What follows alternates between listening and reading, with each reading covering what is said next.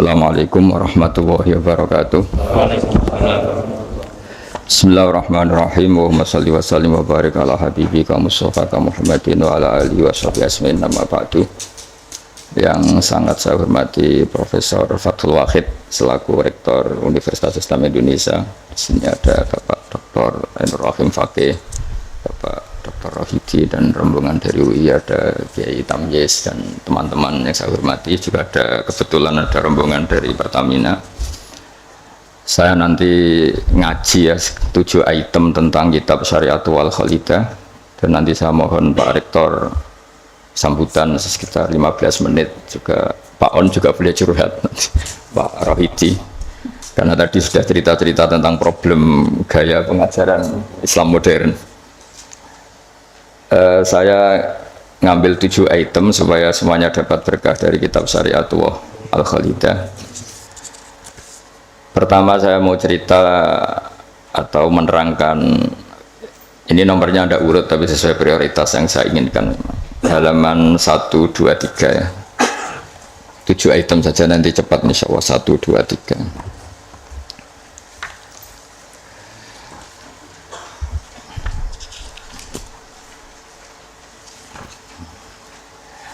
Nah, ini diterangkan di antara makalah ya, mutiara makalah yang disampaikan oleh Sayyid Hasan bin Ali, yaitu cucu Rasulullah SAW.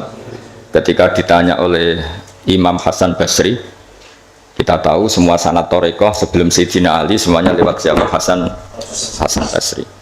Terus di Jawa jadi Hasan Besari, jadi macam-macam itu. Tukang ngeleh jeneng Jawa itu. Itu diantara makalahnya itu malam yu'min bi qadaillah wa qadari khairihi wa syarrihi faqad kafara. Tapi waman hammala dzambahu rabbahu faqad fajara. Jadi kalau orang tidak berkeyakinan qada qadar khairihi wa syarrihi min Allah, dia berstatus kafir. Tapi orang yang mengkambing hitamkan Allah ketika dia dosa, faqad fajara. Dia itu orang yang enggak benar. Jadi ini sudah tengah-tengah, karena masyhur itu ada ulama ahli sunnah yaitu Imam Sanusi berdebat sama orang Mu'tazilah itu semalaman. Mu'tazilah itu tetap kokoh keburukan itu tidak dari Allah. Alasannya Allah itu memerintahkan kebaikan, masa menghendaki keburukan. Tapi pikirannya Imam Sanusi, idzan waqa'a fi mulkihi ma la yuridu. Alam raya ini kan seringnya banyak maksiat daripada taat. Berarti di alam ini lebih banyak yang terjadi bukan kehendaknya Allah. Berarti Allah kalah dong kalau gitu, karena ingin baik ternyata yang terjadi buruk. Jadi ini kan problem kita sebagai mukmin, juga problem mau nisbatkan jelek ke Allah tidak pantas, mau bilang elek itu kreasi setan mayoritas, berarti yang menang partainya setan, itu kan ribet. Yaitu faqad kafar, orang yang mengingkari qada qadar itu kafir. Tapi ketika kamu dosa kemudian bilang kehendak Allah, itu faqad fajara, kamu pecundang. Nah, ini sudah tengah-tengah. Implementasi ini monggo mawon, sementing ini itu makalah-makalah yang disampaikan Sayyid Muhammad. Terus sekarang halaman 14 ya. Dia ngambil 7 item. Ini acak saja karena ya emang kan nggak mungkin nih Pak On ngaji lagi, sudah sepuh ya. Nah, ini teman saya lama, paling lama saya berteman di UI itu Pak On. Ini bawaannya Pak Zeni dulu. Pak Zeni juga pernah ke sini. Itu kalau nekuni tafsir itu ya pusing. Enak yang tinggal baca. Saya tuh sering debat sama Pak Zeni itu sampai jam 2, jam 3 di kantor tuh, di Badan Wakaf ya dulu, bekasnya rektorat ya. Itu kalau nggak selesai itu beliau jam 4 ke kontrakan saya di Ketonggo. Karena kita ini sangat fikih. Pak Zeni itu dulu kan fakultasnya adab. Beliau di sastra Pak Tamyiz. Jadi beliau lebih mengedepankan aspek balaghah. Saya fikih. Misalnya gini, sama terjemah ini kalau bisa ya hebat, itu sudah bisa boyong. Misalnya az-zani la yankihu illa zaniatan, itu ayat hukum apa ayat faktual? Di ilmu ushul fikih itu diteliti. Kalau ayat hukum berarti maknanya pezina itu nggak boleh nikah kecuali dengan pezina. Pertanyaannya, jenenge zina aku serah kepengen nikah, kepingin kumpul kebo, nggak usah dilarang ya sudah. Nggak nikah kan, memang dari awal sudah kumpul kebo, ngapain nikah ya? Jadi kalau diharamkan gunanya apa? Mereka sudah tiap hari kumpul kebo. Apa itu ayat faktual? Maksudnya Allah cerita al-waqi'ah, waqi'atul hal. Kalau dalam ilmu usul fikih, waqi'atul hal itu gini. Jenenge wong zina iku trene ya untuk wong sing padha-padha zania. Kan gak mungkin zanin kenalan mbek hafidhah gitu. Hafidhah kenalan. Jadi karena masa lalunya itu temannya itu ya untuk ya itu. Jadi itu bukan masalah hukum tapi masalah faktual. Jadi kalau dosen ya untuk dosen kan, kira dokter ya untuk dokter kan, kira-kira gitulah. Orang itu akan mendapatkan sesuai komunitasnya. Kalau mahasiswa sesuai yang dipacar lah, orang akan menikah sesuai yang dipacar. Pacar terakhir yang dulu-dulu kan gagal. Nah, itu bedanya jauh nanti. Kalau itu dianggap ayat faktual, maka nggak dianggap nasah mansuh. Tapi kalau itu dianggap ayat hukum, pernah ada hukum bahwa orang yang soleh nggak boleh nikah zania. Terus hukum itu dimansuh oleh ayat wa anqihul ayama minkum wassolihina min ibadikum wa imai.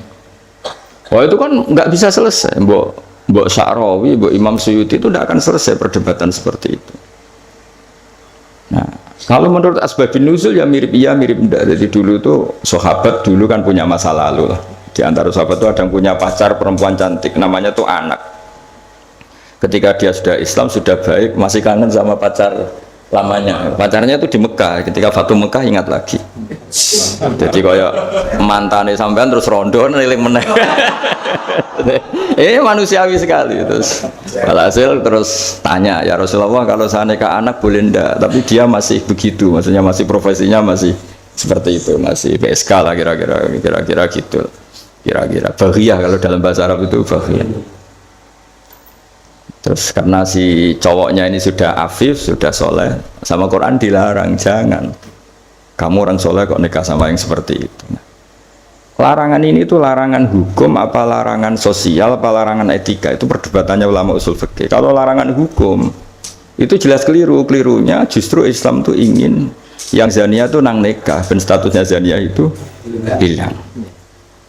Makanya Nabi itu punya sekian sisi unik karena beliau kadang ngendikan hukum, kadang ngendikan etika, kadang ngendikan tadi faktual, waqi'atul hal. Misalnya begini, ada seorang zania. Ini saya cerita aspek fikih. Zania sudah hamil, dinikahi orang lain.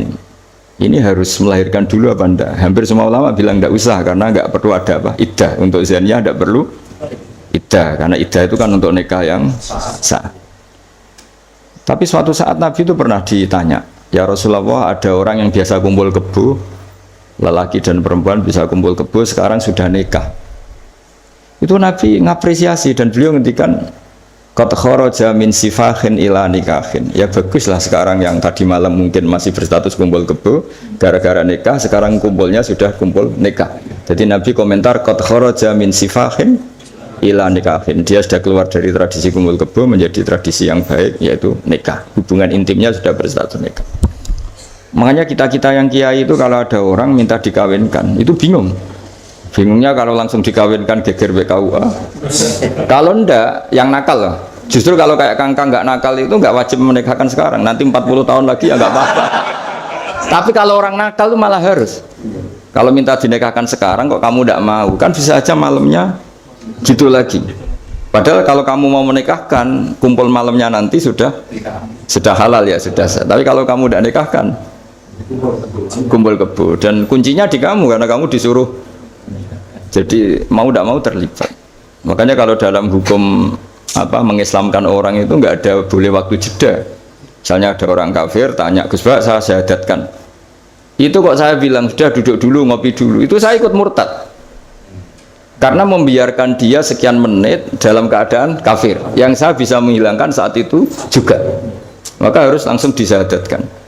Karena ibqa alal kufri kufrun, menetapkan kekafiran itu. Ya nggak boleh saya mandi dulu atau ngopi-ngopi dulu, nggak boleh, harus langsung. Ibarat gini lah, kafir itu kan taruhannya neraka. Ibarat ada orang kecelakaan, kamu pas pakai celana pendek di jalan, kan nggak boleh kamu tak pakai baju dulu. Sedang dipelindes truk lagi kan, harus langsung. Meskipun Anda dalam kondisi yang tidak sempurna. Nah, resikonya tadi pas kamu bikin kopi ternyata orang itu mati, berarti matinya mati kafir. Yang andai kan langsung kamu talqin syahadat, dia mati Islam. Begitu juga orang yang kumpul kebo minta kamu nikahkan sekarang. Kalau kamu nikahkan maka nantinya sudah kumpul nikah. Tapi kalau enggak, nah tapi kalau orang soleh seperti ini biarin aja nggak apa-apa. Jadi orang soleh itu ya ada resikonya karena sepe tidak mengharuskan nang nikahkan itu. Nah itu dibicarakan oleh ulama-ulama itu. Jadi apa? Nah lagi kembali ke tadi azani la yankihu zaniatan au musyrikah. Itu faktual, apa hukum, apa etika? Ya kita mau tidak mau debat karena kita nggak punya pilihan. Ulama ada mengatakan tunasa mansuh, ada yang anggap itu waqiatul halannya, ya kondisi sosial pasti seperti itu kan. Nah, masa zani misalnya terus akrabnya sama hafidho atau solihah kan kemungkinan itu kecil. Kalaupun akrab ya mungkin yang satu nipu kan, pura-pura ada orang hidung belang kan. Nah itu mau tidak mau itu harus debat seperti itu. Terus kedua, aspek yang sering saya debat dengan Pak Zaini itu aspek bahasa fikih. Bahasa fikih itu menuntut vulgar, nggak boleh kinayah, nggak boleh persemuan tarik. Kalau bahasa Pak Zaini karena beliau biasa kesusastraan itu lebih halus. Itu memang ya ribet. Ya karena kita sering tidak punya pilihan. Saya ulang lagi, sering tidak punya pilihan. Nggak boleh misalnya zina itu dibahasakan tidur bareng, nggak boleh. Karena kalau tidur bareng dihukumi zina berarti orang yang tidur bareng tidak melakukan itu boleh dirajam kan. Itu kalau di fikih harus vulgar. Ada saksi yang menyaksikan itunya masuk sampai detail. Saksi ngerti tidur bareng atau berdempetan saja nggak boleh. Jadi ya agak kacau memang bahasa fikih itu mau tidak mau harus vulgar. Nah, resikonya orang-orang etik itu ndak mau. Nah, di sini terus misalnya ada masalah ketika aula mastumun nisa. Aula mastumun nisa itu bahasa sastra apa bahasa beneran gitu. Kalau bahasa sastra berarti Quran itu sangat halus sehingga membahasakan jima itu lamastum. Nah, Ibnu Abbas berpendapat itu, atau kamu hubungan intim sama istri kamu itu membatalkan wudu. Nah, ini yang kelompok-kelompok tertentu berpendapat gitu, makanya untuk batal nunggu hubungan suami istri. Tapi ada ulama mengatakan lamastum memang benar-benar nyentuh, jadi sekedar nyentuh tangan ini sudah batal.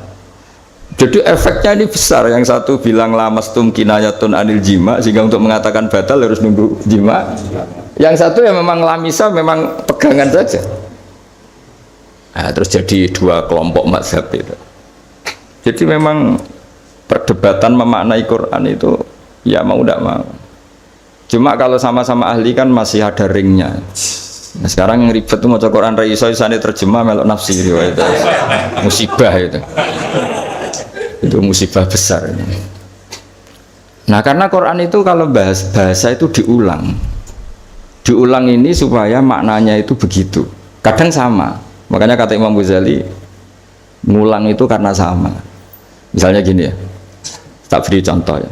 Orang dosa itu pasti punya akibat ke orang lain. Disebut ajroma. Ajroma itu melukai orang lain.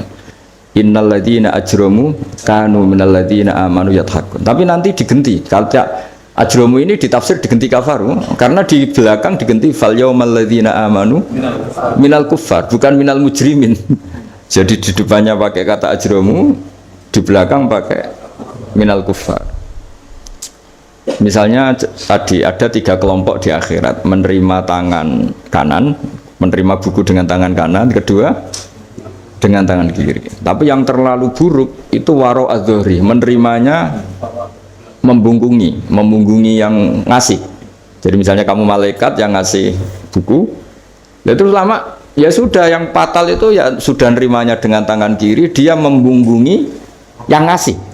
Jadi sudah ngawur secara etika. Misalnya dipanggil si A sini, si malaikat tadi orang ini memang bakat buruk, pas nerima buku itu sudah sangat gak beretika, sudah dengan tangan kiri sambil membungkungi, sehingga malaikat ini semangat ngadapnya ya kumat lah, kumat mangkelnya itu sudah tidak beretik, sudah pakai tangan kiri membungkungi. Tapi kita yang sopan itu kan menghadap pakai tangan kanan. Ya muni matur nuwun barang menapa tuh. Sehingga terus jadi malaikat itu makanya semua nanti di akhirat. Nah, akhirnya kelompok itu hanya 2. kanan dan kiri. Nah kiri ini yang ekstrim sampai ya sudah kiri. Nah itu kata Imam Ghazali, jangan kira ada kelompok tiga, ya ada yang biyamini, bisimali, waro'a dori gitu maksudnya. Jadi sering seperti itu. Jadi hanya dua tapi diredaksikan tiga. Begitu juga neraka misalnya. Neraka itu kiai kuno nak darani digelundungno ning neraka. Itu bahasa paling bener ya. Karena orang masuk neraka itu kan bayangannya Quran itu kan waja'alna min baini aydihim saddan wa min khalfihim saddan faghshaynahum terus sampai tak terusnya fahum mukmahun. Mukmahun itu ditekuk. Nah itu sebagian Quran redaksekno yu'raful mujrimuna bisimahum fayukhadhu bin nawasi wal aqdam. Nawasi itu bathuk, aqdam itu delamaan. Jadi bathuknya ditekuk sampai nyium. Ya kiri gini gambarannya itu gini, ditekuk gini, ininya diikat sampai kena kaki. Nah bentuknya sudah kayak bola, makanya wong kuno nak darani itu digelundungno ning neraka. Kamu tidak usah praktek, maksudnya ini cerita. Tapi gambarannya memang gini. Inna ja'alna fi a'naqihim aghlalan. Terus fahiya ilal asqan fahum mukmahun, ini di rantai, dicancang, dikenakan ini. Ya ini apa itu peragaan saja. Ya nanti nggak usah apa dipraktekkan. Nah karena bentuknya sudah gini, terus ya digelundung. Nah neraka itu bawah. Ya neraka itu kan posisinya bawah. Melani darani munggah swarga karena surga itu naik. Digelundung ning. Nah ini cerita kealimannya wali-wali dulu. Jadi membahasakan masuk neraka itu digelundung. Karena posisi sudah kayak bola itu. Diikat dengan bentuk seperti itu kan. Nah, redaksi yang di Yasin yang tadi aghlalan fayya ila asqan fahum mukmahun itu ya sama dengan redaksi yang di surat Rahman yu'araful mujrimuna bisimahum fayukhadhu bin nawasi wal. Nah hal-hal seperti ini tuh, ini sekaligus saya curhat ya ke Pak Rektor. Jadi memang tafsir itu nggak orang yang menguasai Quran karena lafadz, kalau bahasa kasarnya lafadz jebakannya banyak. Maka kata Imam Ghazali dalam Ulumul Quran, fayadhunnu dzannun, orang mengira bahwa itu kelompok yang berbeda karena dengan redaksi yang padahal itu kelompok yang sama karena Quran itu balaghah, Quran itu adab. Ya tadi keahliannya Profesor Zaini di sisi ini itu tahu. Jadi memang ya seperti itulah nangani Quran. Sehingga dulu Imam Syafi'i ketika ditanya orang boleh tayamum itu kapan? Ya kalau tayamum karena tidak menemukan air di padang Sahara karena tidak ada air, sarannya nyari-nyari dulu. Nyari-nyari air ke sekelilingnya ya. Kalau ada kafilah ya tanya-tanya bawa air enggak, baru kalau enggak menemukan baru tayamum. Ketika ditanya mat dalil ala dalik, lalu dalilnya apa? Imam Syafi'i dengan enteng baca falam tajidumaan, kemudian kamu tidak menemukan air. La yuqalu liman lam yatlub lam yajid wa innama yuqalu lam ya'rif. Di mana-mana tidak menemukan itu ya sudah mencari, baru namanya tidak menemukan. Bagi yang belum pernah mencari tidak bisa dikatakan tidak menemukan. Jadi itu la yuqalu liman lam yatlub lam yajid. Bagi yang belum pernah mencari namanya tidak menemukan, tapi namanya tidak tahu. Nah, itu contoh-contoh ijtihad Qur'ani ya. Jadi ya wafatnya Quran hanya falam tajidumaan. Tapi namanya tidak menemukan berarti ada sabqit tolab. Mesti dimulai mencari. Nah itu yang kita kaji di kitab Syariatul Al-Khalidah. Ya, terus berikutnya ini ya acak saja. Nggak sampai 7 ya nggak apa-apa, sekenanya aja. Ini kan curhat susahnya nerjemah. Makanya terjemah itu antar orang alim ya beda, bodoh sama alim tambah beda.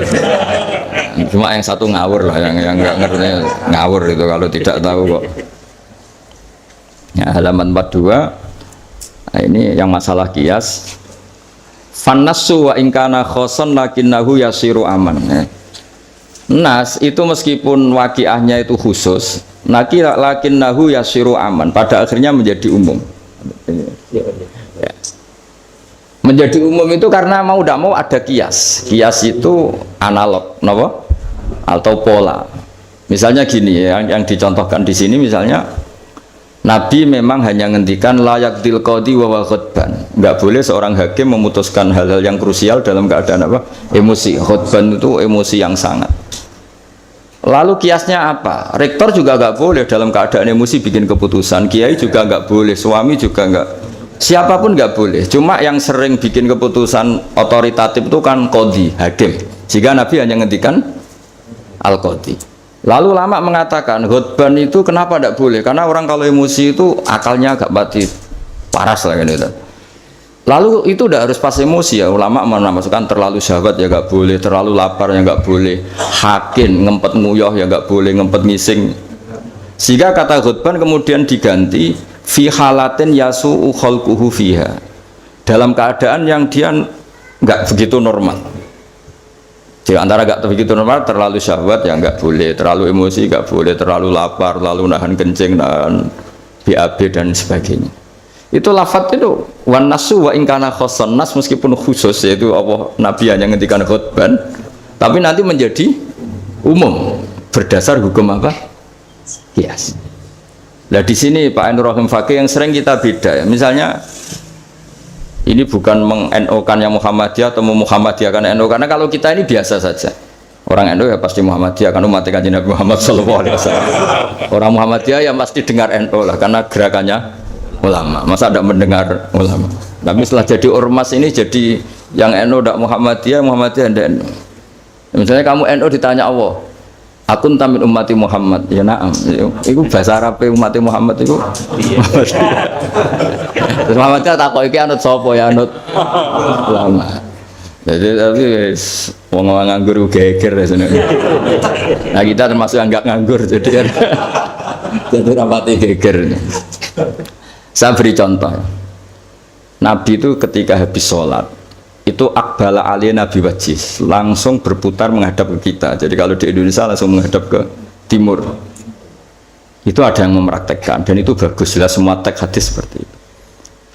Tapi di beberapa hadis itu insorofaan yamini, kadang insorofaan simali.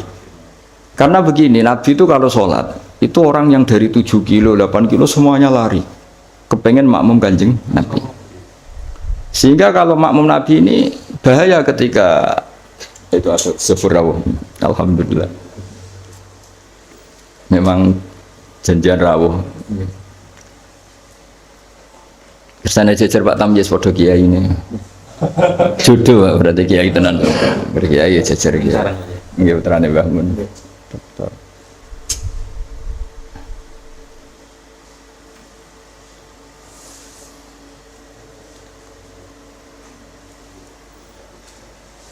Mas, ini jejer Pak Tamyiz foto kiai ini. Oh, bagus.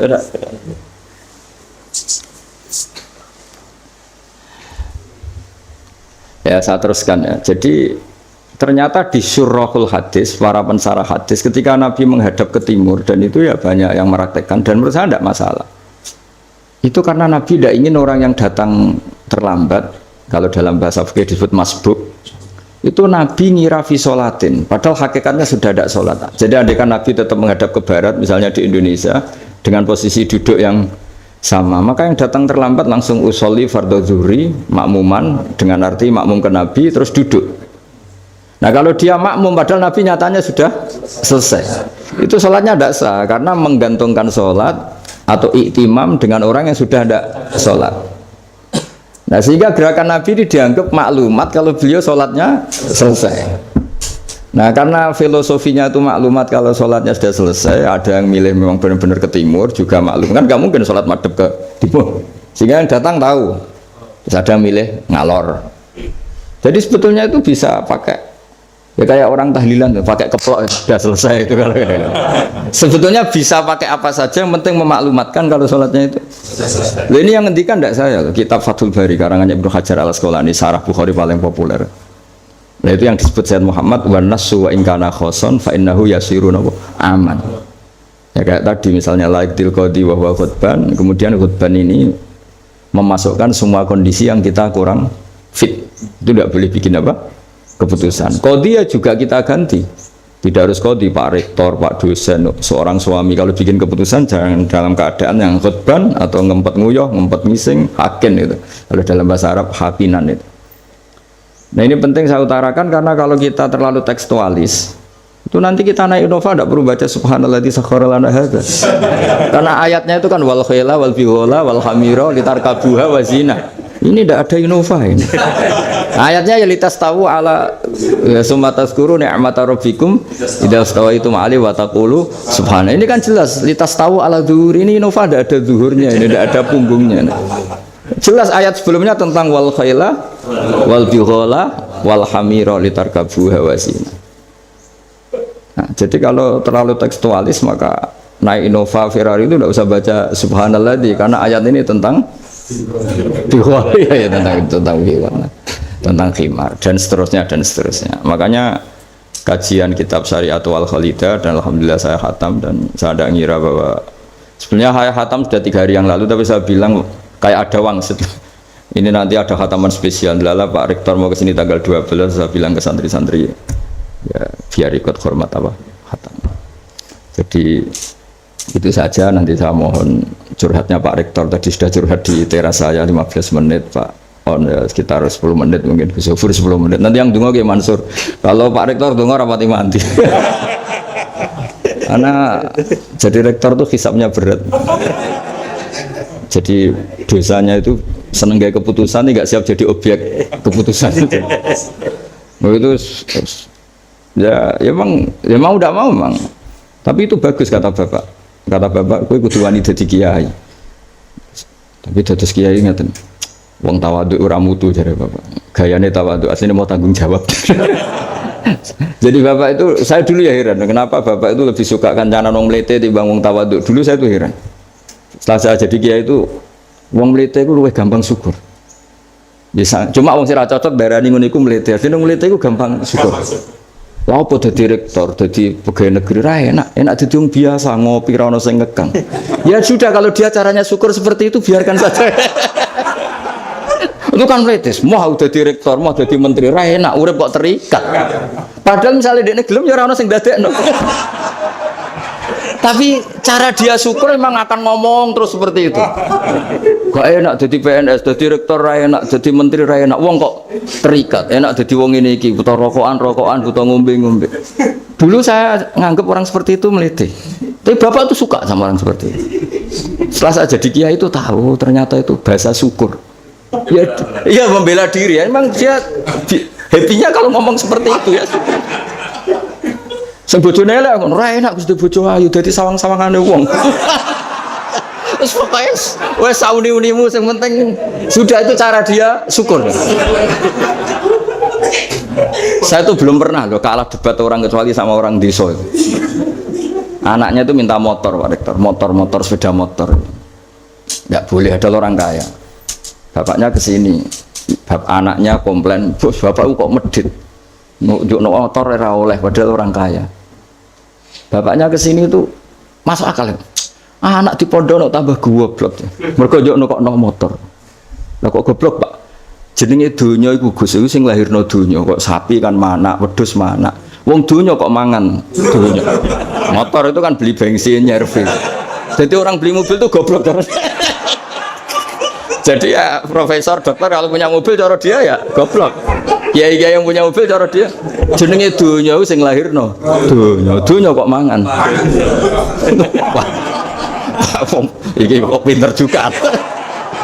Akhirnya, Pak, lah sampean ngene Pak, diteropon Agus Pak motor, goblok bisa.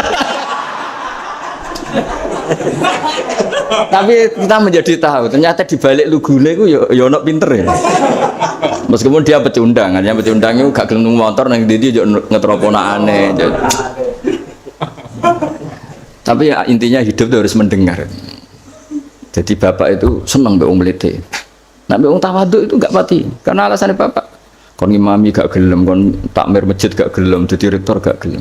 Wis padune mau tanggung jawab, terus engko nek ana salah karek ngritik. Lha iku ora tawadhu wong Indo jare bapak. Nah ini cerita kearifan orang-orang dulu. Jadi orang-orang dulu kelihatannya seenaknya tapi sudah dihitung. Ternyata orang Melite itu ya